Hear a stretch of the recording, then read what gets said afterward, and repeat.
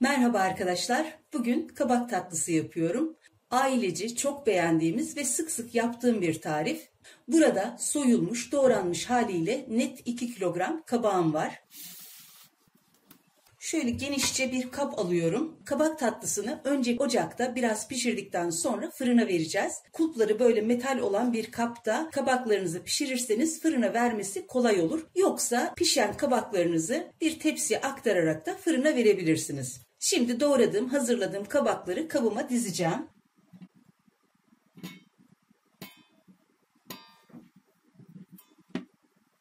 Özellikle bu yeşil kısmı alta getirmeye çalışıyorum.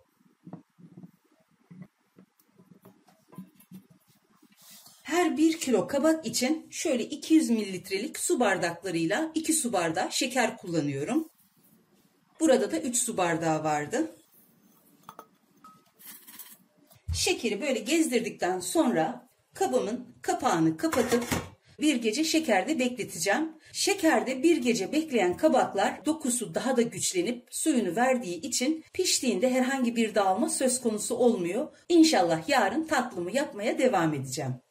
Merhaba arkadaşlar. Şekerde beklettiğim kabakları artık ocağa alacağım. Kabaklar suyunu salmış. Şeker kabın dibine çökmüş. Bu şekilde gayet güzel olmuş. Şimdi kabakları ocağa alıp pişiriyorum.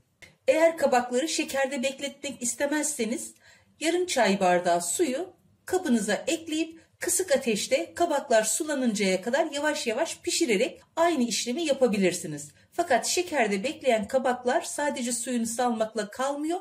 Aynı zamanda dokusu da güçlendiği için çok daha güzel bir sonuç veriyor. Kabımı ocağa aldım. Ocağım şu anda harlı ateşte, kaynamasını bekliyorum. Böyle iyice kaynamaya başlayınca ocağı orta kısığa alıyorum ve kabaklar yumuşayıncaya kadar pişireceğim. Bu yaklaşık yarım saatle 40-45 dakika arasında bir zaman alıyor. Kabaklar pişerken taşma riskine karşı mutlaka arada kapağı kontrol edin. Çünkü pişerken kabarcıklar oluşuyor. O yüzden kontrollü bir şekilde pişirmeye dikkat edelim.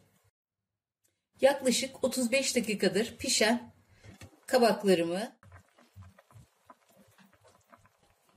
artık ocaktan alıyorum. Ocağımı kapattım.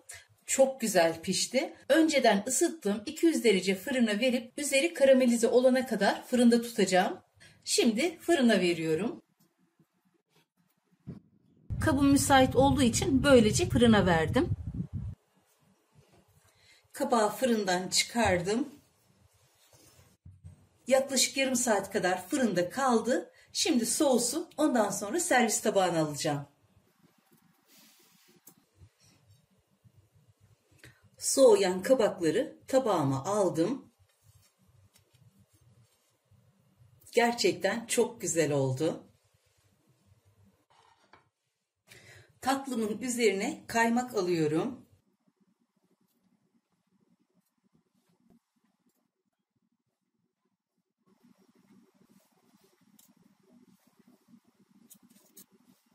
Üzerine biraz da ceviz gezdiriyorum.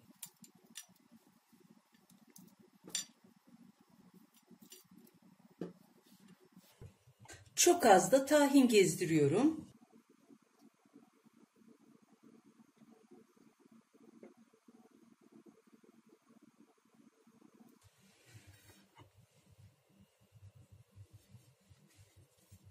Gerçekten çok harika, çok kolay ve çok güzel bir tatlı.